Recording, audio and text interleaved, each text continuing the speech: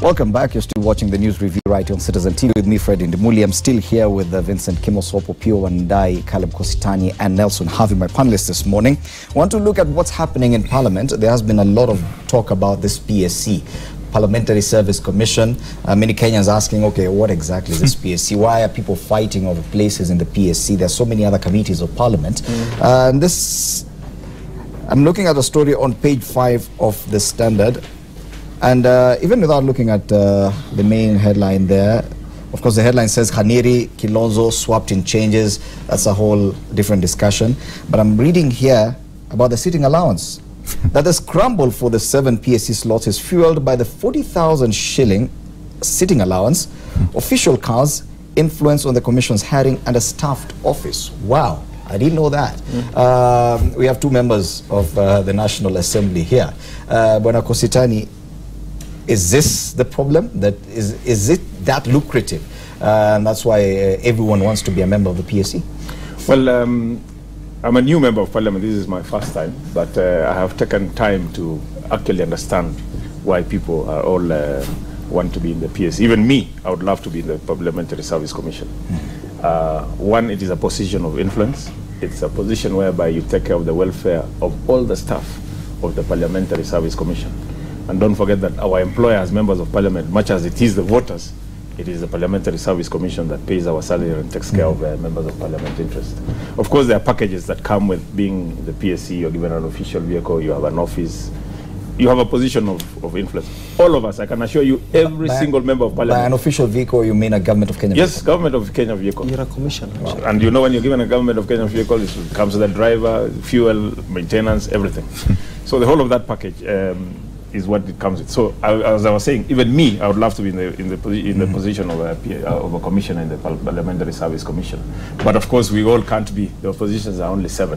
And in Jubilee, of course, it's much easier because the list is already predetermined. Yes, in Jubilee, we go and sit, we discuss at our PG, closed door, and then we agree, we argue, and then we finally say, okay, fine.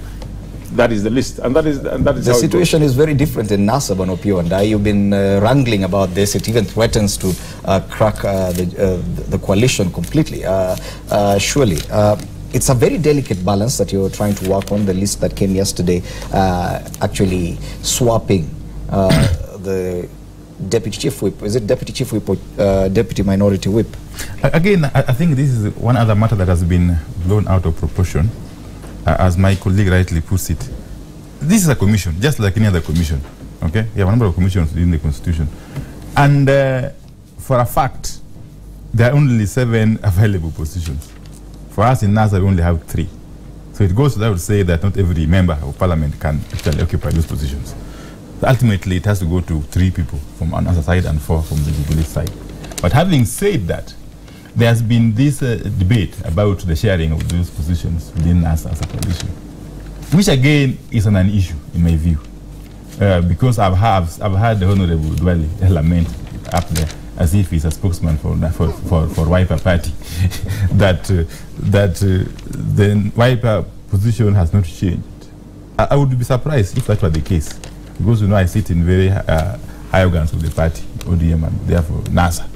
Let me tell you, with the NASA coalition agreement that is talking about so eloquently, does not talk about sharing of positions within Parliament. So the fact of the matter... But there was an attempt to share positions within Parliament. Well, even without the just agreement. Common sense. Yes. Common sense dictates that when we have positions, we have to distribute them equitably. And that's what we've been doing. And even now, that's what we have done with the 3 names that have been forwarded by the Honorable John Mbadi. So ultimately, NASA has taken a position as to who NASA wants to sit in the PSC. The 3 names that have been forwarded by Honorable Mbadi are the names that we as a coalition will be supporting. And we would expect Jubilee not to meddle in the affairs of NASA. We have got no interest in meddling in the affairs of Jubilee.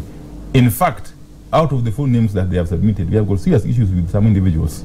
But we won't bother because... But the numbers won't allow you to actually vote them out. Well, that's also true. They will have a lot of say that's also, on your nominees. But we are telling them, even if they have the numbers, let them not concentrate so much on NASA affairs, because ultimately, even if they voted in whichever way, it is us who will determine who will eventually appear in the PSC. Back to Bwana Kositani, of course, Jubilee apparently members have been advised to ensure that one nominee by NASA doesn't go through, and that's the Homa Bay Women Representative Gladys Wanga, for one reason or another. You will have to vote for the nominees. Is that the agreement, that as Jubilee you will vote down that nomination? Fred, first of all, I would like to say that we have not been advised by anybody. I don't know where you get that evidence. We will vote with our conscience. We will, if it comes to that. If NASA come up with a list and they have agreed, unlike what my colleague here is saying that they have agreed, they have not agreed, because let's not forget that we all communicate. We get messages from the Wiper side, we get messages from NASA, anasema hatujakubaliana hata tukifika huko finya fulani. So we are going to vote with our conscience. And if NASA don't agree, then we will help them agree. The same way you say you've heard what's happening within NASA, have you heard of their intention to actually oppose one of your nominees? I will treat those as rumors. Yeah, really, and as he says correctly, when the vote actually comes to Parliament, it will be members who will be voting on their own, okay? At least through secret ballot.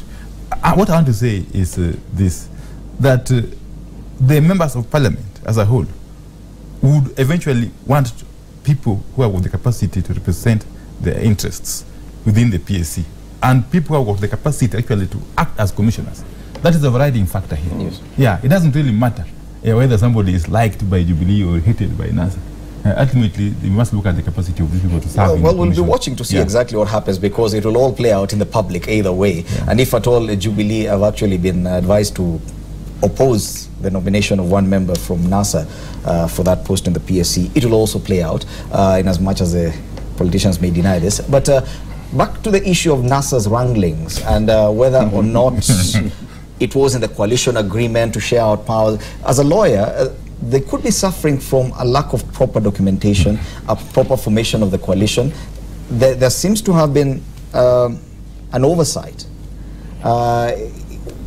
when they formed the coalition, and they did not foresee that this problem could occur in Parliament, that they may be required to share positions. Is it positions in committees? Is it positions elsewhere, if at all they get to form government? That kind of problem, the fact that they did not document all this so that you write, okay, fine, one, if this happens, this is what we will do. Don't you think that is what is bedeviling this coalition? No, not at all, Jubilee. You know, we are experiencing a case of Jubilee here who behaves like that neighbor's children who are always trying to check, what did you eat in the morning? Eggs, chapati, mandazi. You know, they always engage in very unnecessary fitinas. Because at the tail end of this, we'll be able to interrogate and see the folly of this argument. Look, it's not so long ago that about 4 Jubilee parliamentarians were elected into certain committees against the will of the party. And you saw the amount of attrition that came with that. From the top, it looked like heaven was falling. You understand? And I don't know why you guys never concentrated on that. The problem is covered it very well. They covered it. The problem is not here. The problem is there. Just check, what are those guys eating? Is it githeri or is it cassavas? You know, don't just concentrate, because you see, this is a polygamous family. So the food will be served in different varieties. But don't you think it would have been easier? We're not organized. It would have been easier if at all they had already agreed on whether or not parliamentary position will be shared, because there seems to be a disagreement. One claiming, okay, fine, you've tried. There's been an attempt by NASA to actually share out equitably, and that's why ANC even has a position, one of the nominees. Yet, as a party, ANC does not even qualify for such a position. Wiper insists, no, we as a party, we do qualify for such a position. Don't you think that if at all the coalition had come up with this agreement, and that's why I'm asking you as a lawyer, don't you think it would have been much easier for them to handle the kind of wrangling they have now? It's good to always plan, because if you don't plan to succeed, you plan to fail. You understand? But one thing that I need to pick from Honorable Ndai is, it's just logic. Because you can plan to have 4, but what is available to you is 2. You understand? So you need to adjust. And then there could be some bickering. But with hindsight and more deliberation and agreement, you're able to coalesce and see where to dovetail your point.